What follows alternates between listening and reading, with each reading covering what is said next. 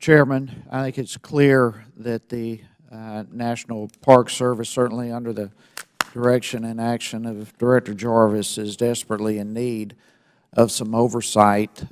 Being a member of the Natural Resources Subcommittee on Oversight and Investigations, we actually had a hearing last month on this very subject. I want to thank Ms. Kendall for being a part of that and for being back here today.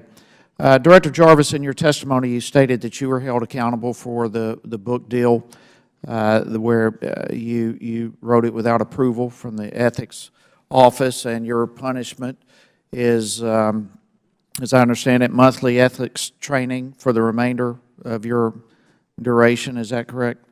Yes, sir. That's one component. Okay. I think that's, personally, I don't think that goes far enough, but that's not going to be the point of my questions here.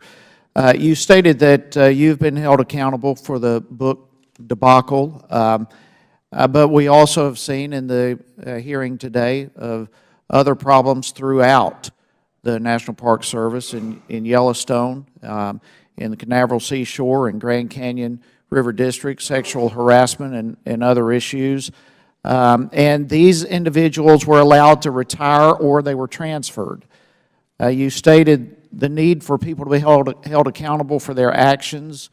Do you believe that these people have been held accountable for their actions?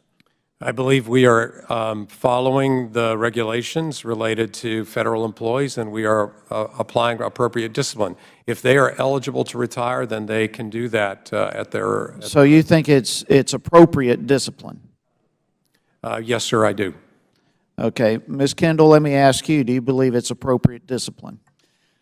It's hard to say whether it's appropriate. I think it's more the appearance. I would use as an example the chief ranger who was then demoted, as I understand it, in terms of grade, but took the position of superintendent, which by appearances anyway, seems to look like it was more promotion than demotion.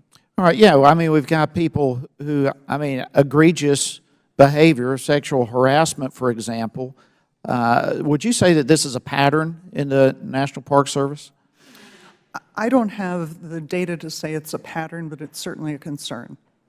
Back to you, Mr. Jarvis. When we hear that employees who engage in misconduct or mismanagement are not held accountable, and that is precisely what we hear, when we hear that, it sounds like leadership actually condones misbehavior at the park services.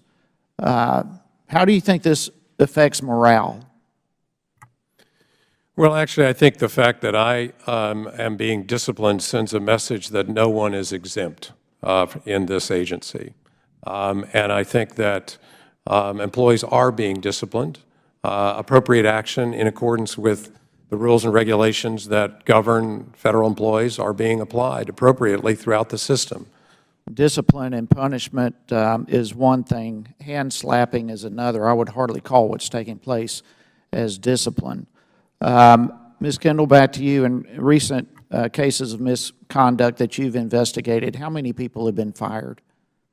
I'm not aware of any that have been fired, sir. All right, so they are retired, perhaps, but not fired. Perhaps. Perhaps. But you're not aware of any who have been fired. Director Jarvis, do you find this disturbing? I find that it is the system in which we live. Firing a federal employee is That was very, not my very question. difficult. That's not my question. Is it disturbing that people who are engaged in this type of misbehavior, is it disturbing to you that they're not being fired?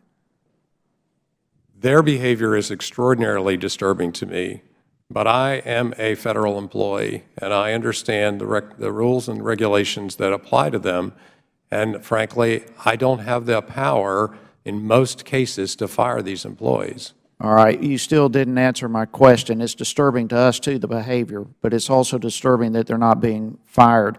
Real quickly, is there, Ms. Kendall, are you aware of NPS employees who are afraid to report misconduct? I'm not specifically aware of precise NPS employees that are afraid of reporting misconduct, but I do believe that across the Park Service and throughout the department, there is some fear by employees to report misconduct. Why would people be fearful, Director Jarvis? And I'll close with this. Well, I think that I don't believe it's fear. I believe that they don't think action will be taken. And I think that what you're seeing today with these reports, and I appreciate the reports from the Office of Inspector General, and the actions that we're going to take and are taking, we are going to see more reporting. I think we're going to get more people to be willing to step up because they're seeing management actually taking action. Thank you, Mr. Chairman.